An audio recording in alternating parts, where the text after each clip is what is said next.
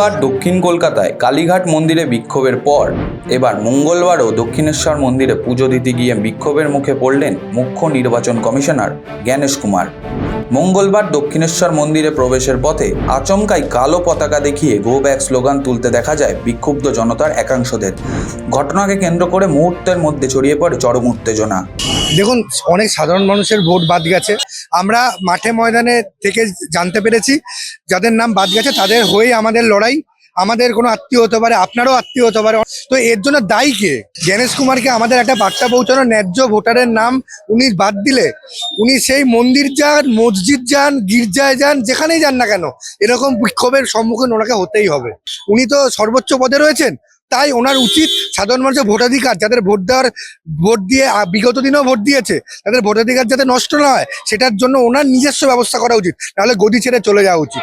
বাংলার মানুষকে যেভাবে অন্যায়ভাবে এসআইআর চাপিয়ে দেওয়া হয়েছে, যেভাবে বৈধ ভোটারদের ডেথ করে দেওয়া হয়েছে, যেভাবে বাংলার ওপর লজিক্যাল ডিসক্রিমিনেন্সিকে চাপিয়ে দেওয়া হয়েছে, ম্যাপিং ভোটারদের ওপরে অত্যাচার, যেভাবে 80-90 বছরের মানুষগুলোকে লাইনে দাঁড় করিয়ে দিয়েছে, যেভাবে বাংলার 160 জন মানুষকে মারা হয়েছে নির্যাতন কমিশনের মাধ্যমে, তাই আমাদের এই প্রতীকী প্রতিবাদ।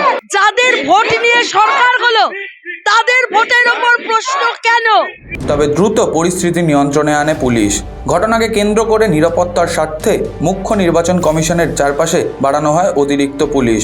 তবে এবারও মুখ্য নির্বাচনী আধিকারিক এই বিক্ষোভ নিয়ে কোনো প্রতিক্রিয়া দেননি। শুধুমাত্র সংবাদ মাধ্যমের মুখোমুখি হয়ে তিনি বলেন, पश्चिम बंगाल के सभी भाई बहनों को हमारा नमस्कार। भगवान दक्षिणेश्वर की हमने पूजा की, माँ का आशीर्वाद लिया और चुनाव आयोग पश्चिम बंगाल में हिंसा रहित और दबाव रहित चुनाव कराने के लिए कटिबद्ध है। जय भारत, जय हिंद।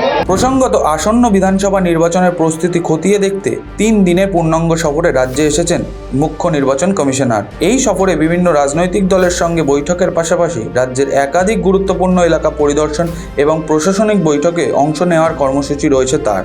তবে পরপর 2 দিন এমন বিক্ষোভের মুখে পড়াকে ঘিরে রাজনৈতিক মহলেও বাড়ছে জল্পনা। News India.